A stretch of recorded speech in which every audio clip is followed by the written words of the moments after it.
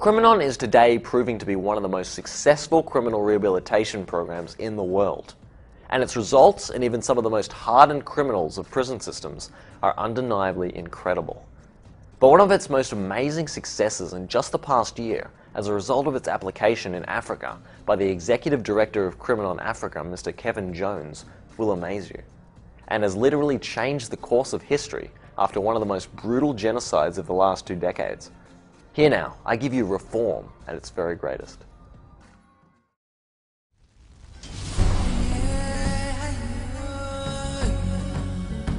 It was the last hue and cry of the 20th century's inhumanity to man.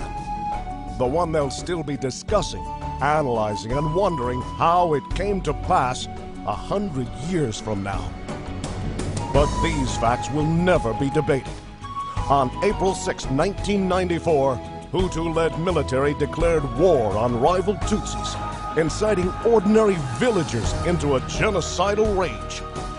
In the next 100 days, more than 1 million were shot, clubbed, and macheted to death, while through another 100 days, hordes of civilians turned killers were rounded up and thrown into prisons. And there they remained for 13 years. I discovered Criminon. I was using a technology that I saw that could change individuals. I saw how hardened criminals were being released back into society, and they became contributing members to that society again. I knew that with that technology, I could go anywhere and change whole countries. More than a decade after the slaughter in Rwanda, the question still remained. What do you do with 100,000 civilians warehoused in prisons for war crimes? In answer to exactly that, Kevin and his Criminon team began in the Rwandan capital of Kigali, flashpoint of the Tutsi genocide. Their first stop had been arranged by able veteran Maurice Fournier, a meeting with Internal Affairs Ministry Secretary General Mr. Joseph Mutabobo. Kevin walked him through the program, and by the time he was done, Mutabobo not only signed off on a pilot, he insisted they use his ministry offices to train initial delivery teams. So they assembled 48 hours later, wardens and social workers from the 5 prisons in and around Kigali. The time frame was tight, but Kevin and company were determined, and training was completed in barely 7 days. And so it was. On December 18th, Kevin and the first team crossed the threshold of the Kigali Central Prison. It was filled to double capacity, and 9 out of 10 were genocide killers. All began at 8 a.m. in the prison chapel. Each member of the delivery team started with a group of 50 inmates, none of whom had moved a step beyond the events of 1994. But here was an on-site Criminon program and LRH Tech, 2 hours a day, 5 days a week, until it suddenly took hold. Because albeit subtle, albeit only here and there, the changes were profound. They were cleaning the grounds, planting plots of vegetables, caring for others. They'd even written a song about it. Criminon as the road from guilt to redemption, from denial to atonement. But that first graduation also signified something even greater. The training and graduation of the first 20 inmate supervisors to take it even further by bringing on Criminon in all 4 remaining Kigali prisons. In Remera, a walled-up parking lot with makeshift barracks, where 200 stepped on the first day, and staff and inmate soups were soon delivering to a core group of 500.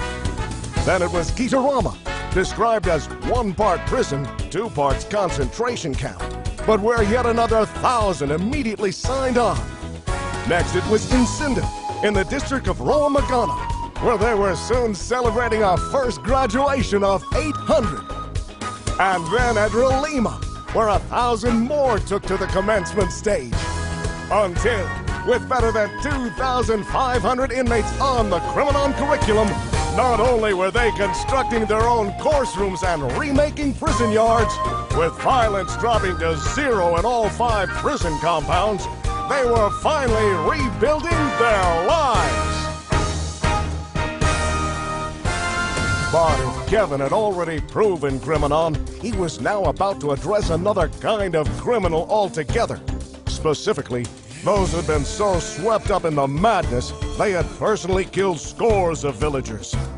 These were the lifers. The first was the one they called the Captain. And through the 100 days of genocide, he put so many notches in his belt he'd lost count. The Captain had already graduated the program, but it was one thing to achieve inner peace, and quite another to take responsibility and achieve full rehabilitation. Training as a supervisor and rehabilitating others soon became an obsession, for with each salvaged life, another notch came off his belt, until the numbers he'd personally guided through the Criminon courses were so great he'd lost count, although Kevin figured it was somewhere around 300. Moreover, the Captain had become the driving force behind Relima's bid to set a Criminon record. And in August 2009, they did just that, as every one of the 3,500 inmates assembled in the courtyard to collect their certs, the largest Criminon graduation in history. And that's when the Captain was summoned before the Gacaca Court, Rwanda's tribunal for justice and reconciliation. And so thorough was his confession, so complete his rehabilitation, the judges not only commuted his sentence, they sent him back to his village. And so it went, with Criminon students passing the Gacaca test of confession and contrition, from Relima, Gitarama, and Sinda, until a Criminon certificate became synonymous with a new life. For these souls, said to be damned, said to be lost to all humanity, were finally starting over again. They change simply because it's true. The tech is true, so at the end of the day it goes in, they apply it, it works. The 5 that we were in were giving good enough results for the ministry to be able to look at this and go, well, if this is what it has done in such a short space of time, then we better implement it elsewhere. Specifically, while Kigali was ground zero for the incarceration of Rwandan war criminals, there yet remained prisons that lay on the outer rim of the genocidal Holocaust. And Kevin intended on salvaging them all. The first was Kibungo. It was a mix between Hutu village henchmen and kids who'd virtually grown up behind the wire. The nights were especially bad, with cries of abused women and children. But at the end of the first week, better than 300 were pairing off for TRs, while at the end of a month, the nights were at last silent. Then there was the old militia stronghold at Butari. This was the place of squad leaders who had tasted first blood. But at the end of another month, virtually every cell block boss was likewise on the program. There was more again at Manga, where another 400 were also moving through the check sheets. And still more at Giseli, Neagatari, Changugu, Mayova, Kangoro, and Ruangari. 14 compounds in all, with more than 300 guards and 600 inmates delivering Criminon courses to some 22,000.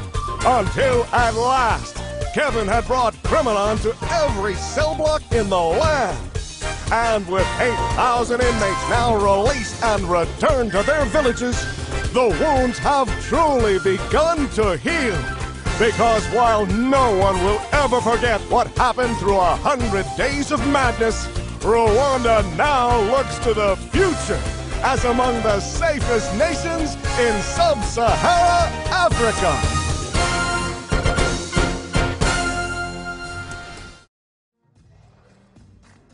Whoa! Now doesn't that just blow your socks off? However, that is merely one of the many life-changing results attainable through the dedicated application and use of the Criminon Reform Program. From just a single criminal to an entire nation, the results will speak for themselves. For more information on Criminon, its program and its incredible effects, please visit www.criminon.org.